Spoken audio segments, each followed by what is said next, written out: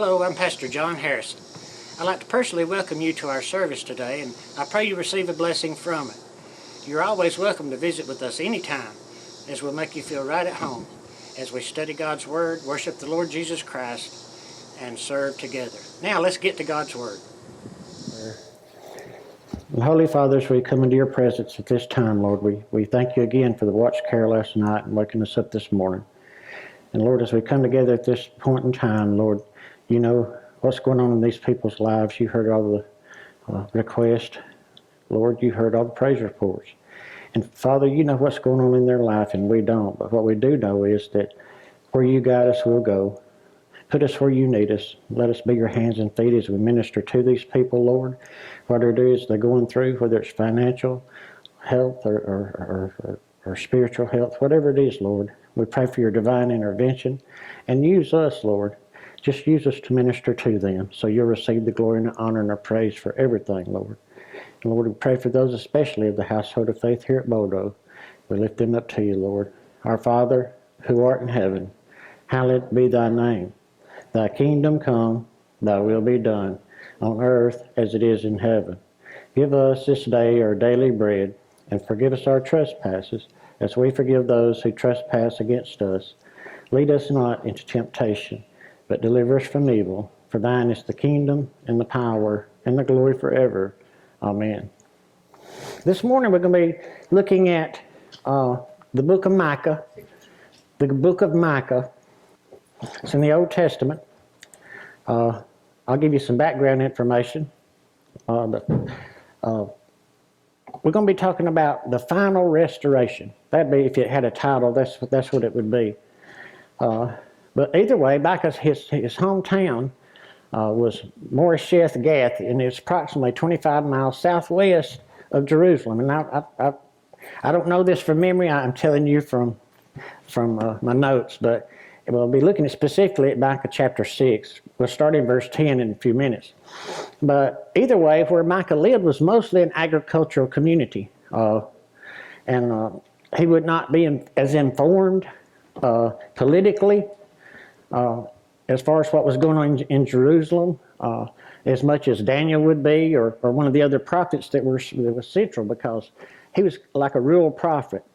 But what he mostly witnessed was the result of the corruption that came from those cities. He's seen that a lot, the roundabout cities. But the information that it did have was better than first-hand information, if you can get any better than that. And when I say that, his information come from God. God told him what to prophesy, and that's what he done. But even though he mostly dealt with Judah, he did prophesy against Samaria and Israel as well at some point. And he was around, if you can picture this, at the same time as Isaiah and Hosea. As Hosea was, if you remember, Hosea prophesied to mostly Israel, and Isaiah was in the court of Jerusalem. He had access to some of the king's men and the king himself at some point. But either way, Micah, he prophesied during this same time.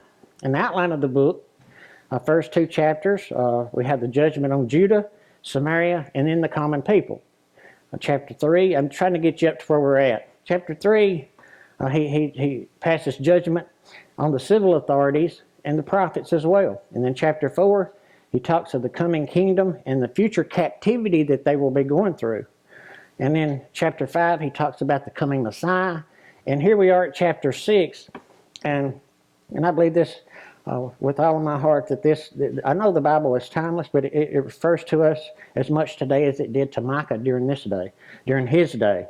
So Micah chapter 6, verse 10 says, "Are there yet treasures of wickedness in the house of the wicked, and the scant measure, or the lawless measure that is abominable? Shall I count them pure with the wicked balances?" I don't know if you remember, the balances, what he's talking about is how to weigh something out. If you've seen those weights in the produce department at the grocery store, they're hanging down, and you see how much they weigh. Well, he's talking about unfair, unbalanced weights, trying to cheat people out of the common things. But he says, "Shall I count them pure with the wicked balances, and with the bag of the deceitful weights?" Look in verse 12. It says, "For the rich men thereof are full of violence, and the inhabitants thereof have spoken lies, and their tongue is deceitful in their mouth. Therefore also will I make thee sick in smiting thee, and making thee desolate because of thy sins. It's God's judgment, But here we have in the book of Micah actions that were very similar then are similar to our economy and our world today. There's always been good, there's always been evil. Okay, we talked about that specifically last Sunday evening. We had the fall of man. But either way, God, He speaks of these unfair balances.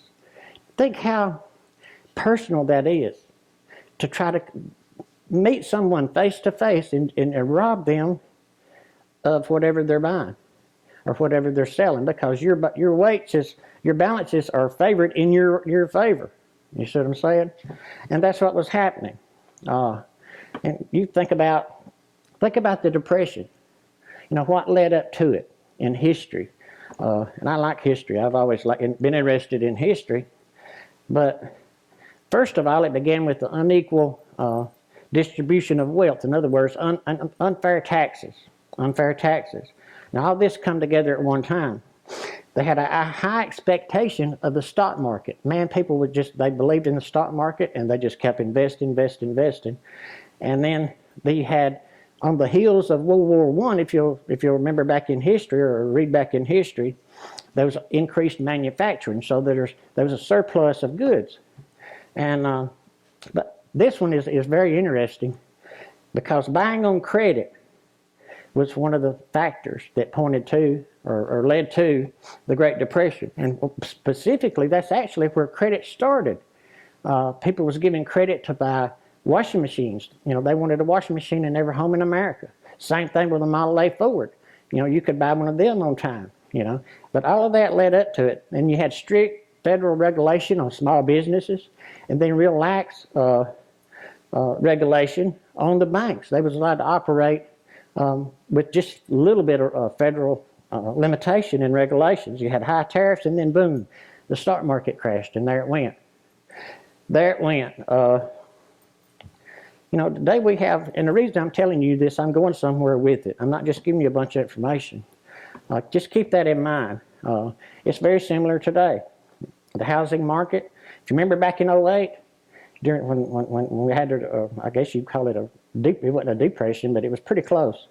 A lot of people lost everything they had. And the reason was the housing market and automobile industry allowed people to buy stuff they couldn't afford. You remember during that time, they were advertising mortgages. They'd loan you up to 125% of your home. Y'all remember that? And it was just ridiculous, and it led to a recession. They had crooked CEOs being put in prison here. Over the past few years, you hear about them being put in there. But our nation, and the reason I'm saying all this, is a lot of it is based its actions on greed. It's simple human greed. It's what it'll boil down to. And I'm not saying by nation, I'm just saying people in general. The mindset of the generation that's in the workforce is trying to acquire things. You see the point I'm trying to make? This generation has a mindset of entitlement. That's been raised up. They think, well, it's mine and I'm entitled to it, give it to me. And that's the wrong attitude. That's not what the Bible teaches. We're not supposed to have an attitude of entitlement. That's right the opposite. We've got to have an attitude of humility. When you think about things are important, or stuff, as I've called it in the past. But either way, it's not a good place to be, because people are seeking things to make them satisfied. And when that don't work, they keep buying something else, thinking something else is going to happen and make them feel better. What they need is Jesus Christ in their heart, and they would be satisfied, regardless of what situation they were in.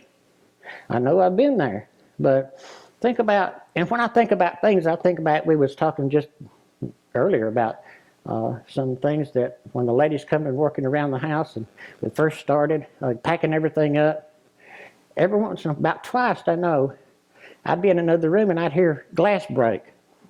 It sounded like it was on TV. I mean, and I thought, well, you know what? That's just a fake word. That's something I ain't got to pack, you know. But y'all don't know if y'all remember me telling you, but what matters is the relationship we got. You see, that's what matters. Stuff's going to be here when we're gone. This is what's important. Our relationship, not just with me, but with each other, you know. And it's wonderful, and it's been wonderful to witness all this come to pass. I had a professor one time that was taught marketing. And his first words when he greeted the class, told us his name, he said, okay, you're here for no reason other than making money. He said that's what we're in business for. And that was his motivation. He said, let money be the motivation, you know, what keeps you going. Not professionalism, which he didn't say not that, but I'm just saying, or integrity, or some, you know, why some of us, or even a sense of accomplishment, sense that we want to have for doing a good job. You know, we might even love to work, you know, and, you know, a lot of people's like that. That gives them a sense of purpose, even if they don't need to work. It gives them a reason for being here. You see what I'm saying? There's more to life than money. There's more to life than stuff. I'm telling you right now. And when you go through a dark time, you can see that and realize that. Or not just dark time, it could be a depressive time. But either way, society does business these days with unfair balances. It's by teaching children the idea of entitlement. Entitlement. And that's a huge problem these days. Judgment's going to come, I'm telling you, but at the same time, the main point of this message is restoration. Let's look at the restoration part. Fast forward to chapter 7 and verse 7. Chapter 7 and verse 7. Always remember this. When there's judgment in God's world, in our world, okay, there's always a way out. There's always a restoration. We have that hope, you and me, of our restoration. Look at verse 7 of chapter 7. He says, therefore I will look unto the Lord. I will wait for the God of my salvation. My God will hear me. Listen to this, folks. It's beautiful, isn't it? Rejoice not against me, O mine enemy. When I fall, I shall rise. When I sit in darkness, the Lord shall be a light unto me. Let me say this right now, brothers and sisters. Listen real close. I don't know what you're going through. I don't know what you've been through. But we're all going to be going through something if you hadn't been through something yet. And if you have, just know this verse right here speaks volumes. Verse 8 speaks volumes. When I sit in darkness, the Lord shall be a light unto me. So the next time you're depressed, next time you feel bad, the next time what you're going through some type of crisis, just remember, the Lord shall be a light unto you. He's always there. He's always available. The Lord shall be a light unto you. But we have the God that's full of grace. He delights in mercy. Thank goodness. Thank you, God, for your grace and your mercy. And when you think about restoration, isn't that our hope? Isn't that our hope?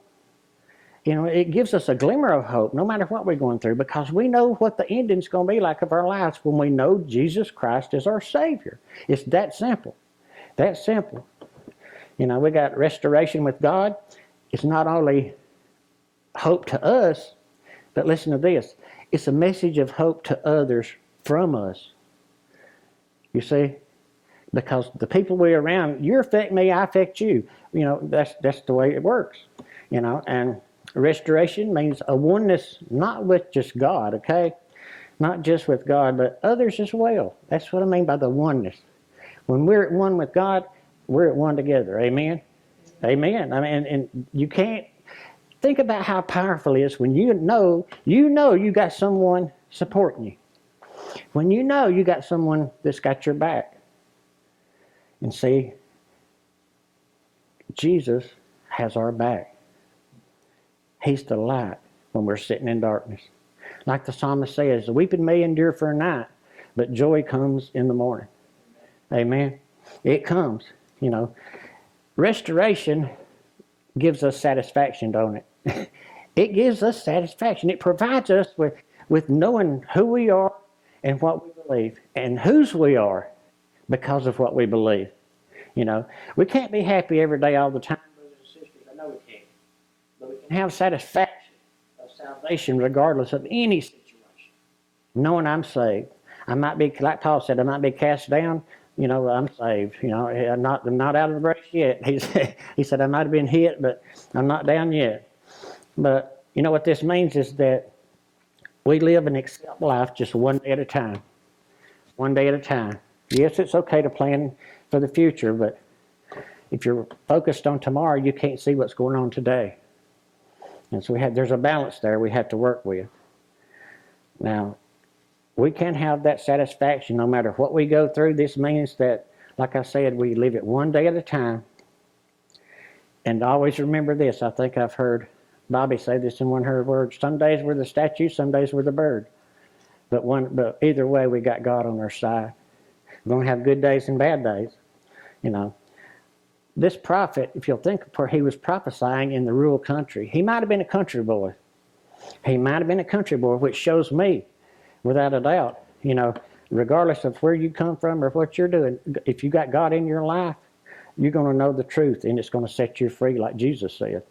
But like I said, he might have been a country boy raised on a farm, but he understood the most important fact, okay, of being a child of God, and that's our salvation. That's our restoration. That's who we are, you see. And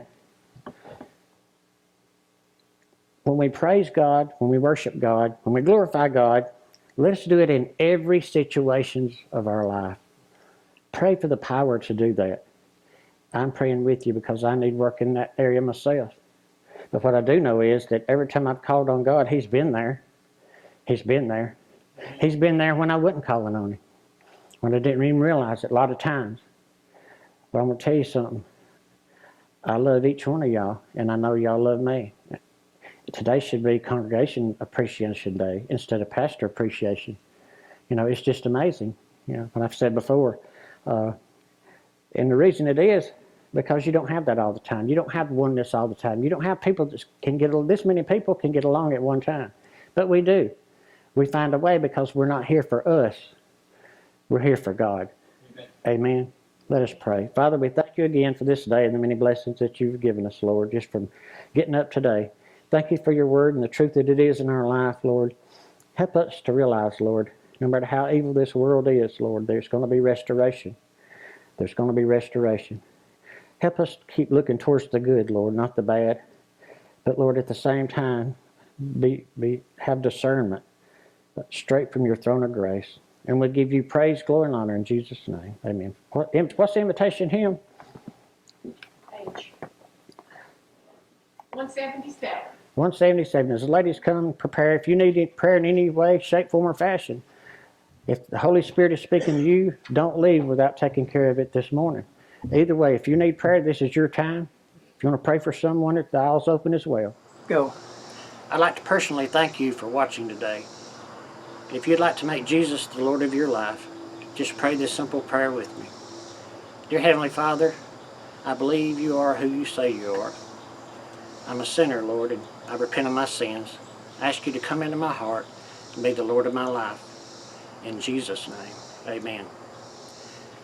If you prayed that prayer with me, I want you to know you just made the most important decision of your life. So congratulations on obeying the gospel. God bless you.